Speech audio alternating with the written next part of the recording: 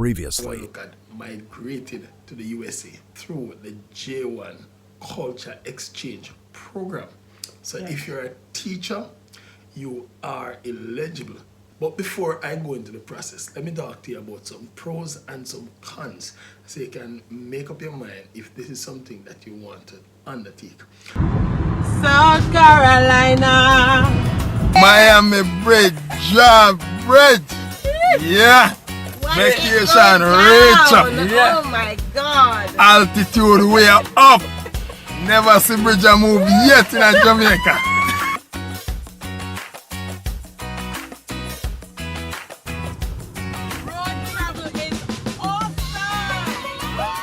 Wagwan Dreamers, thanks for checking into the positivity and where everything is copacetic because God is in it. If you are new here, welcome by checking in. On this video, you have automatically been given a silver package, but please do upgrade to gold by subscribing to this channel or all the way up top to platinum by not only subscribing but liking this video, checking in with a comment below and sharing with your friends.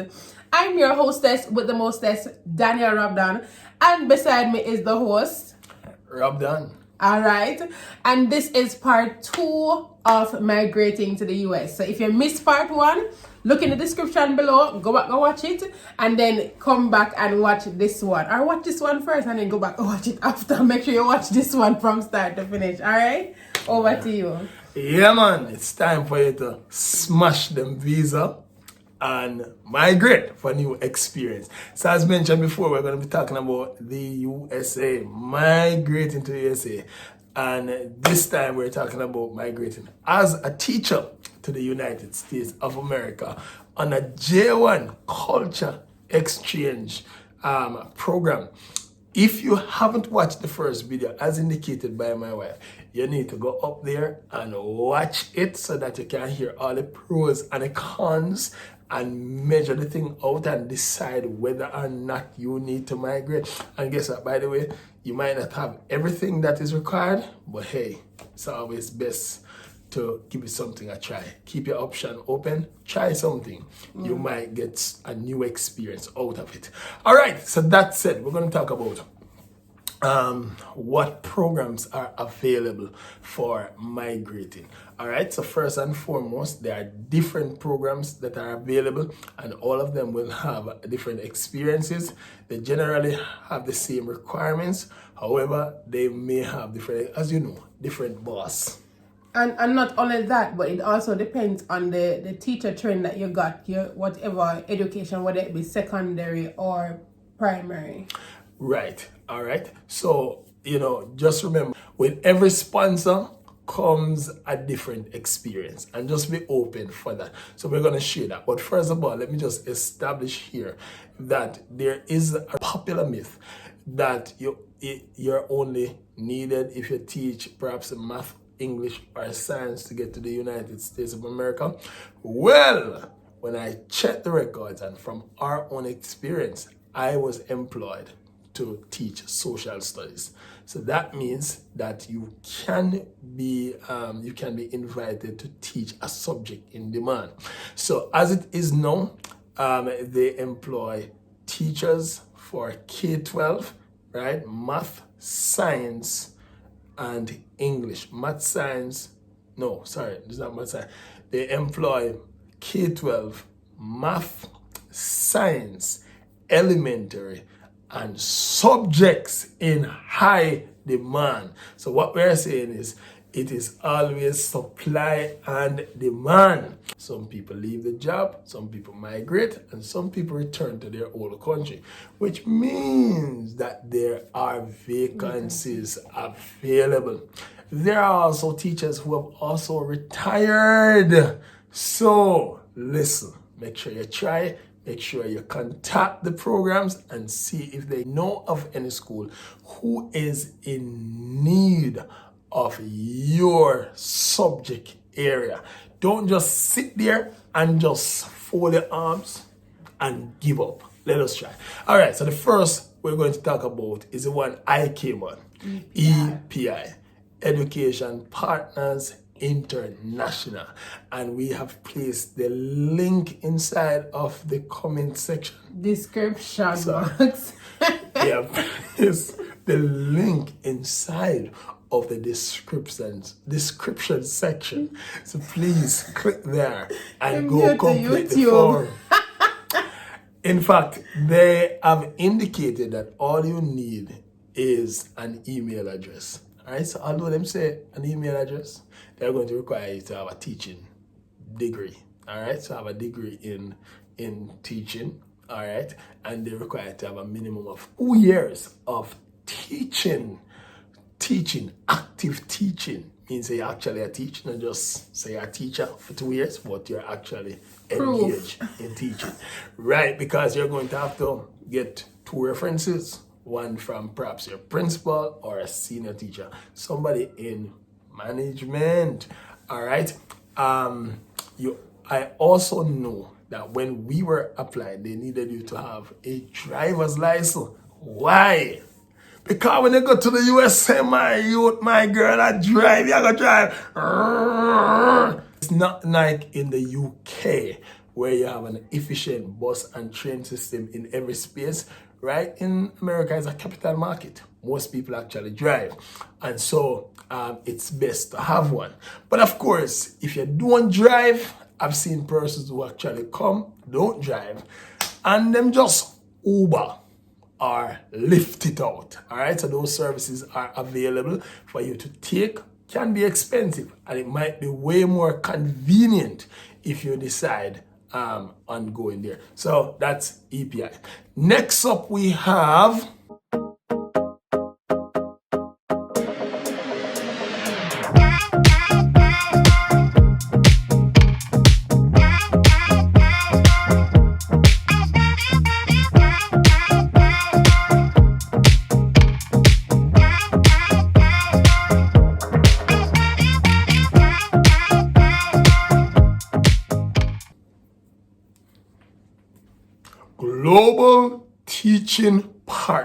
Global Teaching Partners.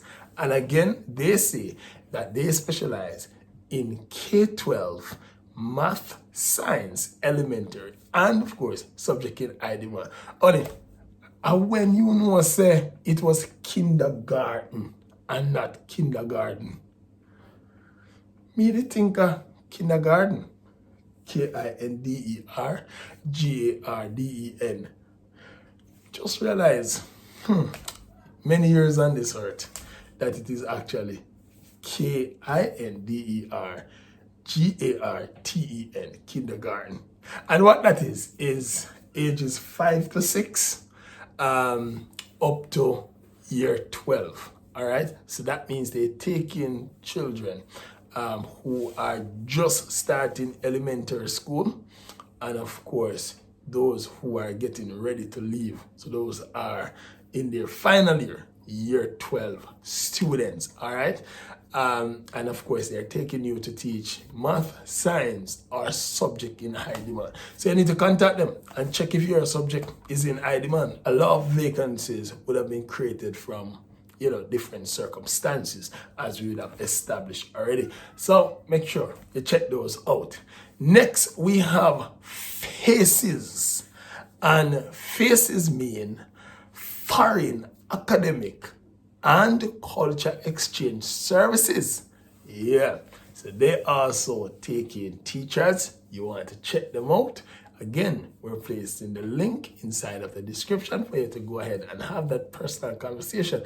And by the way, what I love about FACES is that on their website, they have a list of requirements for teachers to teach inside of the United States of America. What are the expectations? So you can go in and see them say you're expected to teach a class, plan for your lesson, be creative, all of that. Just read on their website and they'll tell you all that you need to know. So I like that about them. All right.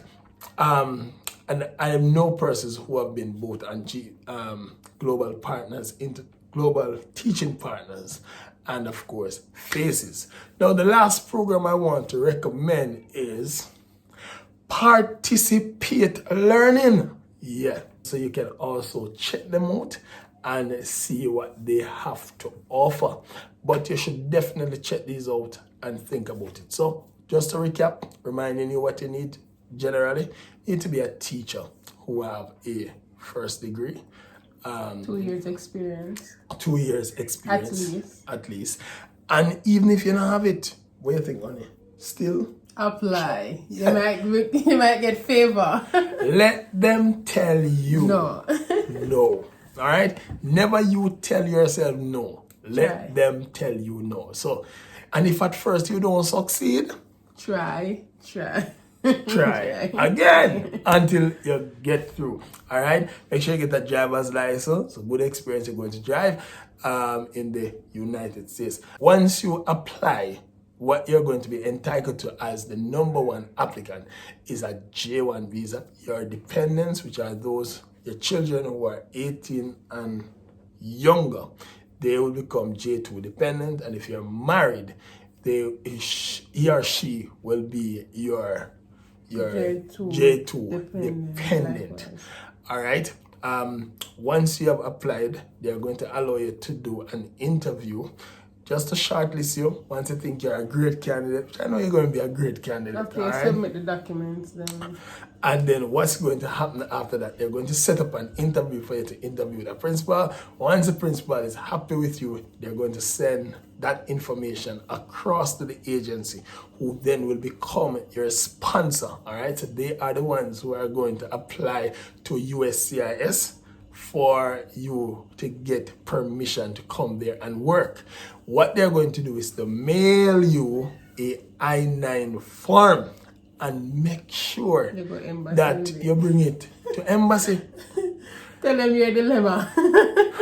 I left mine at home and reached the embassy, and I was trying to explain to them. Fortunately, they accepted they accepted my excuse and then asked me to mail in both my passport and the I-9. Big up to the, what you call him? To that agent. Officer. Big up to that officer who did that. Big up embassy. USA. Big up US Embassy. Yeah, big on yourself up. Thank you so much for allowing me that. I was able to mail in my thing and I still got it in time to leave Jamaica. Make sure you don't leave yours, because that is what is going to allow you to be able to go. The other thing is, so once you get through from there, you'll have dialogue with your agency. They'll tell you when they're going to book your ticket. If you go on EPI, they're definitely going to pay for your first route, your first flight into the United States of America. I don't know what the other arrangements are with the other agency, but of course, contact and talk with them personally, and they'll tell you. All right. I know for EPI that you go into some training, just kind of letting you know what you need to know while working in the United States of America. Once you get there, they're going to allow you to do that. That's very beneficial because you're going to learn a lot of stuff. Another thing is, from the moment you enter the United States, 10 days from there, you will get you will be asked to apply for your social security number.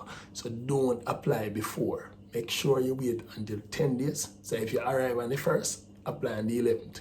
All right, 10 days to expire, and then go ahead and apply for your social security number. This will be mailed to you. Once you have this, then you can go ahead and apply for your driver's license. Good thing about it is that they will allow you to drive up to a certain time frame with your current driver's license. The country that you're coming from, they'll allow you to drive up to that. Once that time has exceeded, you will need to have your driver's license. But here now, you need to either have a state ID or a driver's license. You can't have both. So the best thing to do is to go ahead and just apply for the driver's license. Because with the state ID, you just can identify yourself. Whereas with driver's license, you can both identify yourself and you can use it for driving. All right, so that's something you want to pay attention to and prepare for. All right. Remember to check the description box for the links to the different agencies that would have mentioned. and go ahead and explore. Apply to all of them, guys. Apply to all of them. Somebody must answer if this is something that you'd really want to try. Remember the advantages. Go and watch the other video for real, because there are a lot of advantages. Of course, there are disadvantages, but the advantages for me outweigh the disadvantages. Yeah, so it's always a good time now to start applying. So start applying and make sure you get those, get the process going early. Sometimes the earlier you apply, the better it can be for you. And so go ahead and start that application right away and make sure you keep those fingers crossed while trusting in God. All right? Before you guys click on those links down below to apply, please remember to hit that subscribe button, hit the like, drop a comment. Let us know if there's something that you'd want us to address. And of course, we'll have another video to, give the answers or clarify whatever it is that you would want us to talk about. Also, hit the notification bell so that as soon as we drop that particular video, you will be one of the first to check in and, get the information needed. Boom. So on it. We are getting ready to go. Get your punches up now. Let's go. We're going to be punching out.